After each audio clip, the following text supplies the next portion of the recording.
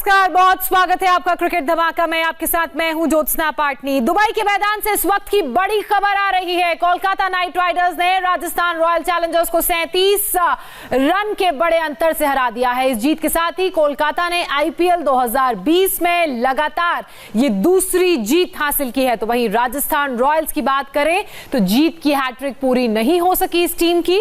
कोलकाता ने आज एक तरफे मुकाबले में राजस्थान को मात दी। पहले बल्लेबाजी करते हुए कोलकाता नाइट राइडर्स ने 20 ओवर में 6 विकेट के नुकसान पर 174 रन बनाए। कोलकाता की तरफ से शुभमन गिल ने 34 गेंदों पर 47 रन की पारी खेली। तो वहीं एरन मॉर्गन की बात करें, उन्होंने नाबाद 34 रन बनाए। कोलकाता के टारगेट को चेस करने उतरी राजस्थान की टीम के बल्लेबाज आज कुछ ज्यादा कमाल नहीं कर सके।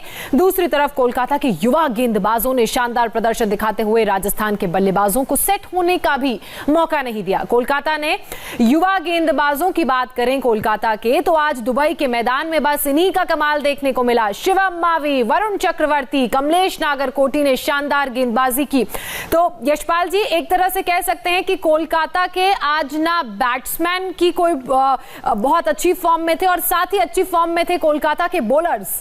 देखिए, बड़ा स्कोर नहीं था, हाँ। लेकिन सबने थोड़ा थोड़ा योगदान दिया, ये जानते हुए कि ये विकेट ऐसा है कि इस पर हर बॉल पे चौके छक्के नहीं लगेंगे, आपको भागना भी पड़ेगा और रन भी बनाने पड़ेंगे। एक समय पे स्ट्रगल कर रहे थे केकेआर की टीम, लेकिन फिर भी देखिए कहां पर स्कोर पहुंचा दिया, थोड़ा थोड़ा योगदान देके।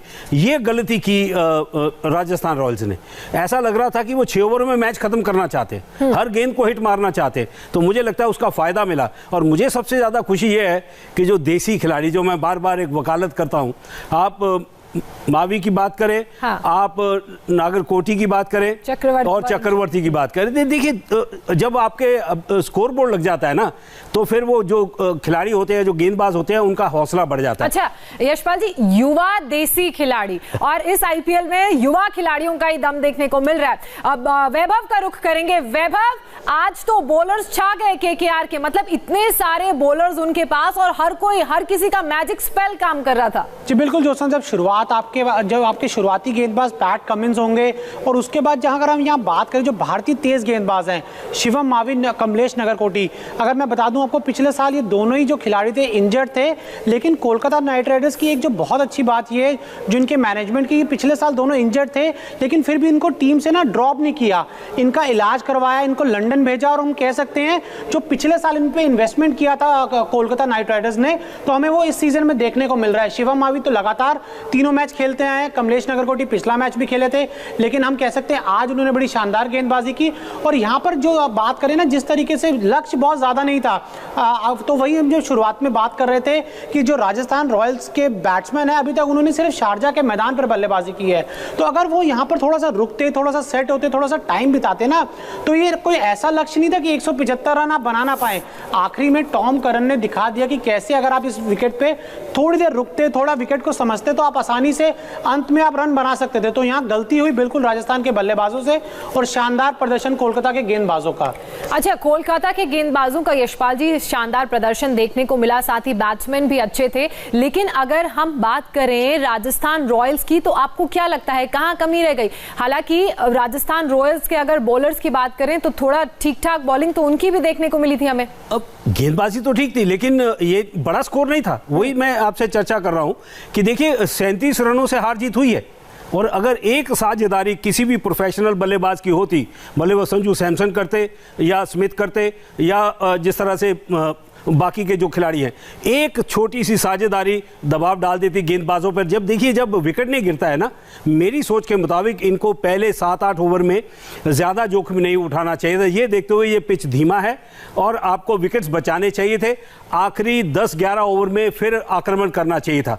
तो उसमें दबाव बनता है गेंदबाज के ऊपर जब विकेट नहीं मिलता है, और फिर वो लाइन और लेंथ भी बिगड़ती है। ये जब शुरू में ही जब विकेट गिर गए, और मुझे लगता है कि पहले 6 ओवर में ही राजस्थान रॉयल्स ने सरेंडर कर दिया था, उसका फायदा देसी गेंदबाजों को मिला केकेआर के, और वो जीत भी हासिल हुई। अच्छा वैभव, आज हमने देखा कि शाहरुख भी मैच देखने पहुंचे थे, तो क्या शाहरुख की प्रेजेंस केकेआर के लिए लकी साबित हुई? जी कह सकते हैं कि हम इससे पहले भी जब कई बार शाहरुख खान मैदान पर आए तो कह सकते हैं खिलाड़ियों का बहुत मोटिवेट करते हैं, उनका हौसला बढ़ाते हैं, लेकिन इससे हम ये नहीं कह सकते कि शाहरुख खान के आने से इस टीम को जीत मिली। यहाँ बात जरूर करनी होगी कि जिस तरीके से सूझबूझ भरी पारी पहले शुरुआत में शुभमन गिल ने खेली, पिछले मैच में भी उन्होंने शानदार रन पारी खेली थी, और इस मैच में भी उन्होंने दिखाया कि लगातार जो बात हो रही थी कि ना शुभमन गिल बहुत टैलेंटेड बल्लेबाज है, तो उन्होंने दिखाया वो सिर्फ टैलेंटेड नहीं है, उनके पास जो टेम्परामेंट है वो भी बहुत अच्छा है। लेकिन यहाँ एक जरूर ये बात करनी होगी कि ऑयन मॉर्गन जब आपके पास दुनिया का हम कह सकते हैं टॉप 5 में से एक ऐसा बल्लेबाज है जो आपको आके किसी भी तेजी से रन बना सकता है, तो आप उनको ऊपर क्यों नहीं भेज रहे? आज भी सिर्फ ऑयन मॉर्गन को आपने 21 गेंद दी खेलने के लिए। तो यहाँ पर अगर कोलकाता नाइट राइडर्स शुरुआत में शुभमन गिल और ऑयन मॉर्गन से ओपनिंग करवाए तो आप कह सकते हैं ये जो आज स्कोर 175 था ये शायद 185 या 190 भी हो सकता था। तो बहुत हम कह सकते हैं अच्छी परफॉर्मेंस रही कोलकाता नाइट राइडर्स की। हालांकि अभी भी एक दो एरियाज है जिन पे अगर वो काम कर सकते हैं तो हम कह सकते हैं इस सीजन वो एक ऐसी टीम बन सकती है जिसको हराना विरोधियों के लिए बहुत मुश्किल होगा। ज्योत्सना, अच्छा यशपाल जी, केकेआर की बात करें, अगर दिनेश कार्तिक की लगातार हम जिस नंबर पर वो बल्लेबाजी करने आ रहे हैं उस पोजीशन की हम बात कर रहे हैं, तो आपको क्या लगता है कि आज हालांकि एक नंबर नीचे आए थे, लेकिन क्या एक नंबर और नीचे वो हो सकते हैं? देखिए ये स्पेशलिस्ट बल्लेबाज हैं और विकेट कीपर हैं, लेकिन जिस तरह की तकनीक है बहुत नीचे आएंगे तो वो उनके लिए भी एक गलती होगी। लेकिन मुझे लगता है कि वो आउट ऑफ फॉर्म दिखाई दे रहे हैं, वो जल्दबाजी कर रहे हैं और वो अपना विश्वास उनका इतना लो हो चुका है, वो एक ऑर्डिनरी गेंद पर भी वो आउट हो रहे हैं। देखिए बॉल को जो सीधा खेलना चाहिए था अपना कंधा खोल देते हैं और वो गेंद को बिल्कुल बल्ला नहीं लगा पाते। तो मुझे लगता है कि उनका विश्वास इतना नीचे गिर गया है, तो उनको थोड़ा सा उसके ऊपर चिंता करनी चाहिए। कप्तानी बहुत अच्छी कर रहे हैं, लेकिन जब बराबर का मैच आएगा, जब ऐसा समय आएगा कि आपको इस मैच में जीत ही हासिल करनी है तभी आप क्वालिफाई कर पाएंगे, वहां पर दिनेश कार्तिक का बल्ला बहुत जरूरी है चलना। तो अगर वो ऐसे ही लगातार जूझते रहे अपनी परफॉर्मेंस से तो आप निर्भर नहीं कर सकते कि आपका मॉर्गन ही करें और बाकी के जो खिलाड़ी हैं वो करें और हम चुपचाप बैठे रहे। तो मुझे लगता है कप्तान के रोल पर तो ध्यान देना चाहिए, लेकिन एक बल्लेबाज के तौर पर फ्रंट से लीड करना चाहिए। वो चिंता का कारण है केकेआर के लिए कि दिनेश कार्तिक का बल्ला नहीं चल रहा। छोटा सा यशपाल जी से भी पूछना चाहूंगा, आज भले ही हमें दुबई में आईपीएल का मैच हम देख रहे थे, लेकिन यहां पर एक टेस्ट मैच की जंग भी हमें देखने को मिली। पैट कमिंस दुनिया के नंबर 1 टेस्ट गेंदबाज वर्सेस स्टीवन स्मिथ दुनिया के नंबर 1 टेस्ट बैट्समैन। तो यशपाल जी पूछना चाहूंगा आपसे कि ये जो आपको बैटल थी ये कैसी लगी? ये देखिए बड़ी उच्च कोटि की थी, एक दुनिया का तेज गेंदबाज और ऊपर से एक दुनिया का जो हम कंपैरिजन करते हैं कि विराट अच्छा है या स्मिथ अच्छा है, जिस तरह से उन्होंने खेला है मुझे बहुत मायूसी हुई है। देखिए जब आपके सामने एक क्वालिटी गेंदबाज हो आप उसको इज्जत दीजिए, आप उसको ज़्यादा जोखिम मत उठाइए, लेकिन वो तो 2 बार बचे उसमें और आखिर में वो कॉट बैंड हो गए। तो मुझे लगता है कि जो स्मिथ की जो रणनीति थी उन्होंने बहुत मायूस किया, उसी की वजह से राजस्थान रॉयल्स का जो मोराल था वो नीचे चला गया एकदम। बटलर ने कोशिश की लेकिन वो काफ़ी नहीं था। हाँ, तो मुझे लगता है कि उनके जो जल्दी आउट होने से सारा मोराल नीचे चला गया और देखिए उसके बाद 37 रन से हारोगे। और मतलब एक टाइम पे तो ऐसी हालत हो गई थी टीम की कि 50 रन भी नहीं हुए थे और 5 विकेट जा चुके थे। यही उलटफेर हो गया था। मैंने वही कहा ना कि पहले 6 ओवर में आप देखें वो एक तरह का होता है सरेंडर।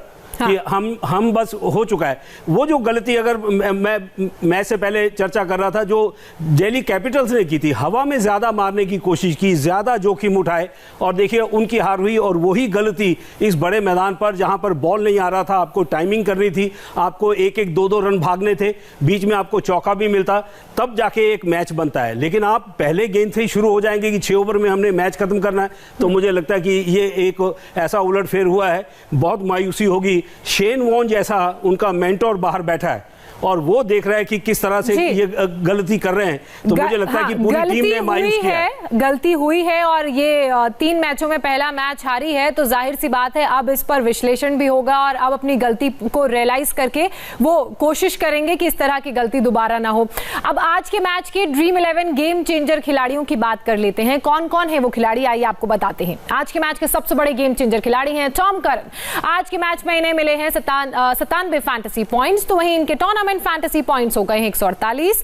टॉम ने आज नाबाद 54 रन की पारी खेली। आज के मैच के दूसरे गेम चेंजर खिलाड़ी हैं कमलेश नागरकोटी। आज के मैच में इन्हें मिले हैं 79 फैंटेसी पॉइंट्स। इसके साथ ही इनके टूर्नामेंट फैंटेसी पॉइंट्स हो गए हैं 83। कमलेश ने 2 महत्वपूर्ण विकेट लिए। कमलेश ने सिर्फ 2 ओवर में 13 रन दिए। और नागरकोटी, कमलेश नागरकोटी की बात करें वैभव, तो बहुत ही शानदार परफॉर्मेंस देखने को मिला था इनका। मतलब जब आते हैं तो वो बॉल में स्पेल नजर आता है। बहुत ही शानदार परफॉर्मेंस था कमलेश नागरकोटी का, हम ये कह सकते हैं। और यहाँ पर जरूर बात करनी चाहिए पैट कमिंस की। जब एक पैट कमिंस जैसा सीनियर गेंदबाज हो ना, तो युवा जो गेंदबाज उसके सामने होता है उसे बहुत कुछ सीखने को मिलता है। और वही हमें देखने को मिल रहा है कि कमलेश नागरकोटी जो अपनी गेंद है, अपनी जो वेरिएशन है, उसे लगातार चेंज कर रहे हैं। जब स्लोअर गेंद डालना होता है तब स्लोअर गेंद डाल रहे हैं। तो बहुत ही समझदारी से गेंदबाजी कर रहे हैं। और हम जरूर कह सकते हैं कि पैट कमिंस के होने से उनको बहुत ज्यादा फायदा हो रहा है। तो ये होता है ना कि जब एक एक्सपीरियंस गेंदबाज आपके साथ खेल रहा हो, तो युवा खिलाड़ी अगर उसे सीखना चाहे ना, तो बहुत कुछ सीख सकते हैं। शायद वही कमलेश नागरकोटी और शिवम मावी सीजन में कर रहे हैं। अच्छा, तीसरा प्लेयर कौन सा है उसके बारे में भी बात कर लेते हैं। गेम चेंजर प्लेयर्स की हम यहाँ पर बात करें। तीसरे प्लेयर हैं जोफ्रा आर्चर। आर्चर की बात करें तो आर्चर ने आज के मैच में के गेम चेंजर खिलाड़ी साबित हुए। आज के मैच में उन्हें मिले हैं 74 फैंटेसी पॉइंट्स। इसके साथ ही इनके टूर्नामेंट फैंटेसी पॉइंट्स हो गए 193, माफ कीजिएगा 153 इनके फैंटेसी पॉइंट्स हो गए हैं। जोफ्रा ने आज 4 ओवर में 2 विकेट भी लिए हैं। और यशपाल जी, जोफ्रा की बात करें तो इनकी इकॉनमी भी आज बड़ी शानदार है। हालांकि हम उम्मीद कर रहे थे कि गेम भी शानदार होगा।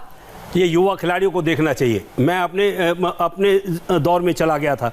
मुझे ये खेलते हैं इंग्लैंड की तरफ से और बहुत तेज़ गेंदबाज है। 140 से ऊपर की रफ्तार से गेंदबाजी हो रही थी, कभी कभी तो 148 की रफ्तार से भी किया है। तो मुझे वेस्ट इंडीज़ के गेंदबाजों की याद आ रही थी जो 80 के दशक में, अगर आप मैल्कम मार्शल की बात करें, एंडी रॉबर्ट्स की बात करें, या बाकी के जो बड़े बड़े दिग्गज खिलाड़ी थे, तो माइकल होल्डिंग जैसा इतना तेज़ गेंदबाज। तो मुझे वो आर्चर की याद आ रही थी कि जिस तरह से वो गेंदबाजी कर रहे थे, मौका नहीं दे रहे थे बल्ले को हिलाने का। तो जब क्वालिटी गेंदबाजी होती है ना, हार जीत कुछ भी हो, तो देखने में बहुत मजा आता है। गेम देखने में मजा आता है। वैभव, आप कुछ कह रहे हैं? जी बिल्कुल, यहाँ बता दूं कि जिस तरीके की जोफ्रा आर्चर ने जो पहला ओवर किया था ना, उन्होंने उस ओवर में जो 6 की 6 गेंद थी वो लगातार 148 से ऊपर डाली थी। और सामने बल्लेबाज खड़े थे शुभमन गिल। तो कह सकते हैं वहां पर भी देखने को एक बहुत अच्छा मजा आया कि एक गेंदबाज लगातार 150 की स्पीड से लगातार गेंदबाजी कर रहा है और एक युवा बल्लेबाज उसका सामना कर रहा है। तो बहुत अच्छा मैच था। हालांकि राजस्थान के बल्लेबाज अगर थोड़ी समझदारी से खेलते तो मैच एक्साइटिंग हो सकता था। जोस्ना, बिल्कुल एक्साइटिंग हो सकता था, लेकिन कुछ टाइम बाद ये पता चल गया था कि राजस्थान अब वापसी इस मैच में कर नहीं पाएगी। बहरहाल, यशपाल जी आपका, वैभव आपका, दोनों का बहुत शुक्रिया। क्रिकेट धमाका में बस इतना ही। कल शाम 7 बजे फिर हाजिर होंगे किंग्स 11 पंजाब और मुंबई इंडियंस के मुकाबले पर स्पेशल प्रीव्यू के साथ। फिलहाल वक्त एक छोटे से ब्रेक का है। ब्रेक के बाद देखिए आज की बात रजत जी के साथ।